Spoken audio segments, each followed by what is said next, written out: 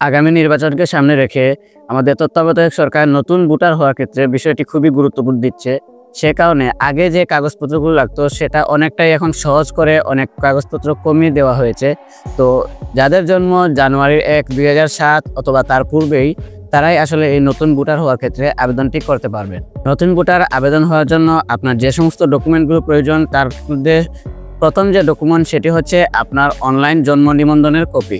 আপনার অনলাইনে জন্ম নিবন্ধনের ফটোকপি আপনাকে সংগ্রহ করতে হবে এবং দ্বিতীয় যে ডকুমেন্টসটি প্রয়োজন সেটি হচ্ছে আপনার নাগরিক সনদপত্র, যেটা হচ্ছে আপনি যদি ইউনিয়নের ভিতরে হয়ে থাকেন তাহলে চেয়ারম্যান থেকে একটি প্রত্যয়নপত্র আনবেন এবং আপনি যদি সিটির আওতায় হয়ে থাকেন তাহলে কাউন্সিলরের কাছ থেকে একটি প্রত্যয়নপত্র আনতে হবে।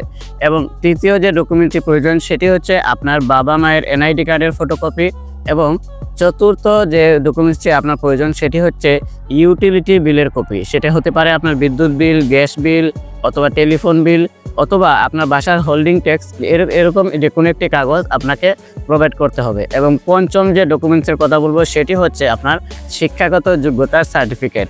সেটি হতে পারে আপনার এইচএসসি, এসএসসি অথবা জিএসসি, যে কোনো একটি সার্টিফিকেট আপনার লাগবে। যদি আপনার শিক্ষাগত যোগ্যতা না থাকে তাহলে এটি আপনার প্রয়োজন হবে না। উপরোক্ত যে 5টি ডকুমেন্টসের কথা বললাম সেই ডকুমেন্টসগুলো নিয়ে আপনি চলে যাবেন আপনার স্থানীয় নির্বাচন কমিশন অফিসে। সেখানে গিয়ে আপনাকে যদি তারা ভোটার করতে না চায়, যদি আরও এক্সট্রা কোনো কাগজপত্র ঝামেলা করে, সোজা কথায় আপনাকে যদি কোনো প্রকার ঝামেলা করতে হয় তাহলে আপনি ওখান থেকে সরাসরি আপনার হেল্পলাইন নাম্বারে ফোন দিবেন। তো হেল্পলাইন নাম্বারটি হচ্ছে 105। এই হেল্পলাইন নাম্বারে ফোন দিয়ে আপনি আপনার অভিযোগটি দায়ের করবেন। তো আশা করি আপনারা বুঝতে পেরেছেন বর্তমানে নতুন ভোটার হওয়ার জন্য কি কি কাগজপত্র প্রয়োজন।